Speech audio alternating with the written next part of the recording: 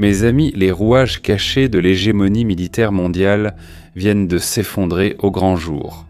Et l'image qui est gravée sur la rétine du Pentagone en ce moment même, c'est celle d'un empire regardant son propre avant-garde technologique brûler jusqu'à devenir cendre dans le désert. Et tragiquement, nous devons disséquer avec une précision chirurgicale la catastrophe implacable qui a déchiré le ciel de la Californie ces dernières heures. Exactement à 11h20 du matin le 15 juin 2026, dans le fuseau horaire du Pacifique, le sol aride du désert de Mojave a tremblé sous le poids de l'histoire. Sur la mythique base aérienne d'Edwards, située dans le comté de Kerr, en Californie, un bombardier stratégique B-52H de l'armée de l'air des États-Unis a commencé sa course au décollage. Nous avons les images de surveillance de la piste révélant le moment exact où le géant s'élève. Ce qui devait être l'aube d'une nouvelle ère d'essai s'est transformé en cauchemar absolu. L'appareil n'est jamais revenu. Le géant a simplement perdu sa portance juste après le décollage, déviant violemment vers la droite de la piste, incapable de prendre de l'altitude avant de s'écraser au sol dans une explosion de feu. L'appareil a été englouti dans une gigantesque boule de feu. Les équipes de secours sont intervenues immédiatement sur les lieux, conformément à l'alerte officielle émise par la base, mais l'impact était catégoriquement non survivable. 8 membres d'équipage, civils, ingénieurs et professionnels d'essai de très haut niveau ont péri instantanément dans l'accident. Une perte tragique lors d'un événement qui bouleverse complètement l'échiquier militaire, et nous devons en parler avec toute la profondeur nécessaire. Si vous regardez les images satellites et d'autres séquences filmées qui circulent sur les réseaux, la scène témoigne de la fragilité de la machine face à la gravité. Vous pouvez voir une voiture arrêtée sur la piste, qui sert uniquement à nous donner une idée de l'échelle de ce cauchemar. L'avion a été poussé, glissant et se désintégrant jusqu'à s'arrêter hors de la piste de roulage. La colonne de fumée noire s'élevant après l'explosion du carburant d'aviation était si massive qu'elle pouvait être vue à des centaines de kilomètres de distance. Vous regardez les flammes et vous vous rendez compte qu'il ne reste pratiquement rien du fuselage. C'est brutal. Ce n'était pas une perte au combat, ce n'était pas un appareil abattu en territoire ennemi, c'était un accident dévastateur lors de la phase la plus critique du vol, le décollage. Dans ces moments-là, quand vous êtes à basse altitude et chargé en carburant. Et lorsqu'une défaillance catastrophique survient, les pilotes essaient absolument tout pour sauver l'appareil. Mais il n'y a pas le temps de s'éjecter. La marge de récupération est inexistante. Et ce qui fait de cette tragédie un point de bascule historique, c'est la plateforme qui a été perdue, en plus évidemment des vies.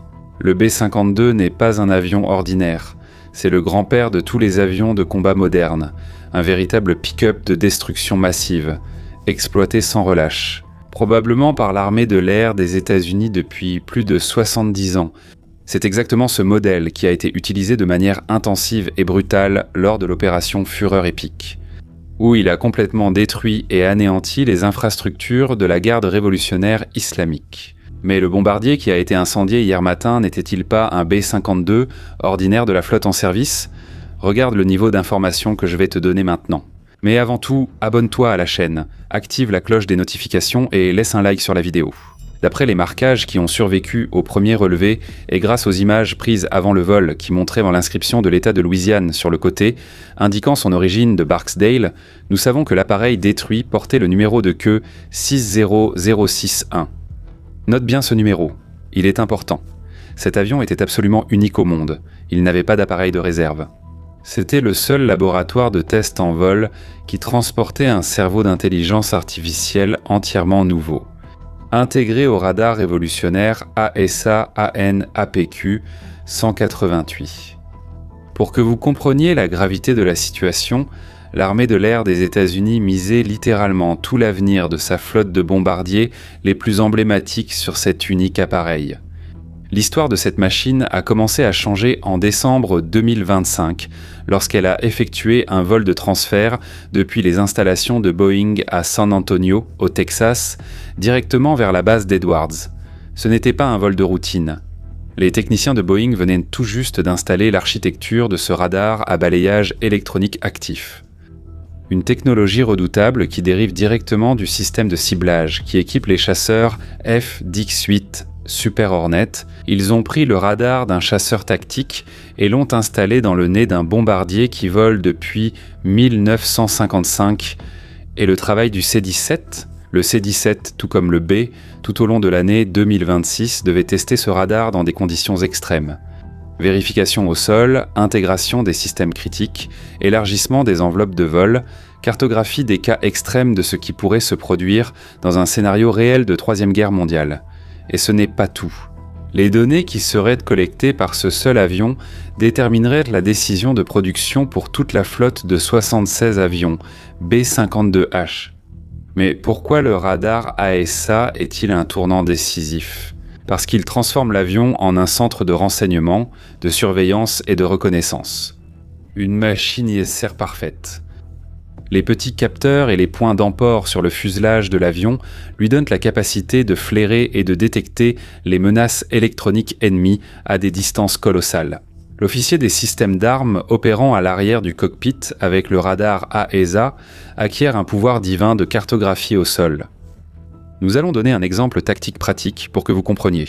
Si l'Iran décide de devenir un peu plus audacieux avec ses accords internationaux, vous placez ce bombardier en orbite le long des côtes, et il cartographie chaque petit détail, chaque fissure, chaque île fortifiée du territoire iranien. Et ensuite, il transmet ses coordonnées de cible parfaitement affinées directement aux liaisons de données des chasseurs furtifs F-35 et F-22, ou même aux F-15 et F-15 E-Strike. Il améliore la connaissance de la situation sur l'ensemble du théâtre d'opération. Et cet appareil détruit était le pilier d'une transformation estimée à la somme impressionnante de 48,6 milliards de dollars. Mais cela ne s'arrête pas là. Il existe un autre programme colossal en cours.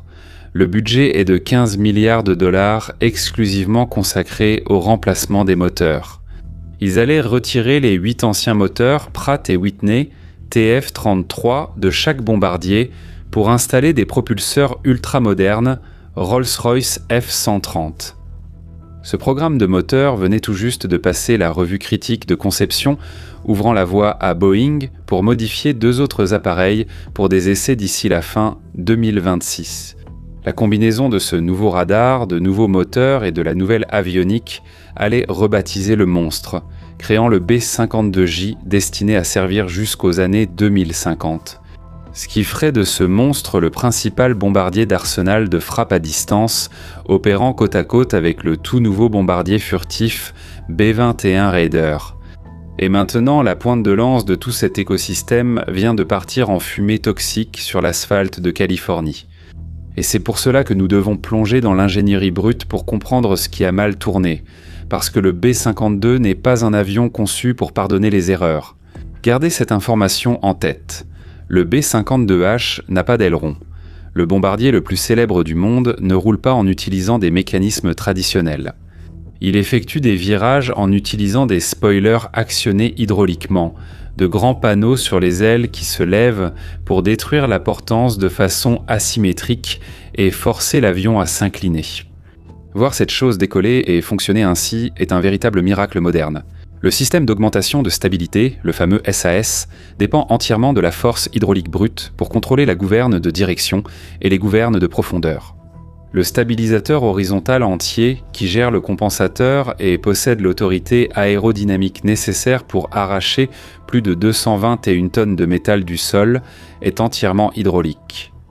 Du point de vue de l'analyse des défaillances, toute anomalie dans le système hydraulique, tout événement avionique qui corrompt les commandes ou tout déclenchement accidentel du compensateur au décollage condamne l'équipage à mort. Le B-52 a été conçu pour voler droit et à niveau dans la stratosphère, et non pour gérer des situations d'urgence complexes à basse altitude et à faible vitesse. Comme l'a brillamment expliqué l'ancien enquêteur du NTSB, le Conseil national de la sécurité des transports, lors d'une interview à PBS, les vols d'essai sont toujours plus risqués que les opérations normales. C'est pourquoi vous avez des pilotes d'essai spécialement formés et des protocoles de sécurité supplémentaires. La mission était un vol d'essai. Et les essais en aviation, même si le profil de vol est établi, ne sont jamais, au grand jamais, routiniers. L'aviation militaire a un passé sombre où le prix ultime est payé lorsque les limites de la machine et de l'homme sont ignorées. Nous devons retourner dans le passé pour comprendre les échos du présent. Rappelez-vous du 24 juin 1994. À la base aérienne de Fairchild, nous avons les images de ce jour-là. Un pilote avec un historique de comportement à risque, célèbre pour ignorer ses collègues, a décidé de piloter l'énorme bombardier B-52 comme s'il s'agissait d'un avion de chasse lors d'un meeting aérien. Ce jour-là, il a tenté de faire un virage serré à basse altitude autour d'une tour de contrôle. Il a incliné l'appareil à plus de 90 degrés. Dans un bombardier lourd, si vous dépassez l'inclinaison critique, la portance disparaît dans l'air raréfié. La machine aurait nécessité entre 300 et 600 mètres de chute libre, rien que pour que le pilote puisse aligner le nez vers le bas, prendre de la vitesse et reprendre le contrôle. Mais il était collé au sol. L'avion est parti en roulis, sans portance. Il a violemment sectionné une ligne électrique et s'est écrasé au sol. Tout l'équipage a été décimé par l'arrogance. La culture de l'époque disait « c'est le vieux Bud, c'est comme ça qu'il vole ». C'est une culture pourrie qui n'autorise pas le retour d'informations entre pairs. Piloter des chasseurs avec des risques, c'est une chose. Vous êtes seul, concentré uniquement sur la machine. Comme lors des démonstrations des Blue Angels ou des F-16, mais même eux font des erreurs. Regardez ce qui est arrivé récemment à l'équipe de démonstration Growler. Ces F-18 qui se sont littéralement empilés les uns sur les autres et se sont écrasés parce qu'ils faisaient noler des manœuvres qu'ils n'auraient pas dû faire. Comme se regrouper en venant d'en haut au lieu de maintenir un contact visuel sûr. Ils ont été immédiatement bannis et cloués au sol. Mais dans le cas des bombardiers lourds, la physique punit l'irresponsabilité en exterminant toute une équipe. À Edwards. La cause apparente n'était pas l'irresponsabilité humaine. Ce n'était pas un pilote essayant de jouer au pilote de chasse. C'était la machine qui rejetait son propre avenir. Nous sommes face à un événement que le Pentagone mettra au moins 6 mois d'enquête approfondie pour comprendre et tenter de reconstruire une nouvelle base d'essai. Et c'est précisément à ce moment-là, mes amis, que notre communauté doit affirmer sa position. Nous ne sommes pas des consommateurs des récits des grands médias. Nous sommes des analystes. Et ce qui s'est passé à Mojave, c'est ce que j'appelle le syndrome du rejet de greffe. Le syndrome du rejet de greffe, c'est lorsque l'audace du complexe militaro-industriel tente de greffer le cerveau brillant d'une intelligence artificielle de dernière génération dans un système circulatoire, analogique et hydraulique. D'un dinosaure volant de 70 ans. Le système nerveux central s'est opposé à la musculature analogique et le corps a rejeté l'organe, en tuant l'hôte. C'est pour ça que je veux faire appel à toi maintenant. Descends dans notre section de commentaires. Fais trembler l'algorithme sous le poids de notre communauté et rends notre verdict incontestable. Écris en lettres majuscules le mot défaillance systémique. Écris exactement ceci. Montre que nous comprenons que cette chute a été l'effondrement d'une doctrine entière qui a tenté de tromper la validité de l'ingénierie à la limite absolue du stress. Le système utilise-t-il la censure pour étouffer ses faits sur les réseaux ouverts ? N'en sois pas l'otage. Accède à ma plateforme exclusive et totalement libre de censure, notre bunker d'Intelligentsia. Plus de 3000 analystes financent la vérité ici et se penchent sur la carte de ce qui se passe réellement en coulisses. Scannez le QR code à l'écran ou cliquez sur le lien dans la description et le premier commentaire épinglé. Pour ceux qui me suivent et font partie de cette communauté depuis longtemps, nous annonçons une grande nouveauté. Le lancement de notre nouvelle chaîne avec Davi Almeida Almeskani du canal Viva Israël. Nous avons donné le coup d'envoi à la création de la plus grande communauté d'analystes d'élite de YouTube, qui s'appelle Ponto de Ruptura. Abonnez-vous dès maintenant et aidez-nous à atteindre 100 000 abonnés en 30 jours pour faire fondre le système. Le lien est dans la description, dans le premier commentaire épinglé et dans la fiche qui va apparaître ici pour vous. Maintenant, arrêtez de perdre du temps à choisir un film ou une série à regarder, d'accord ?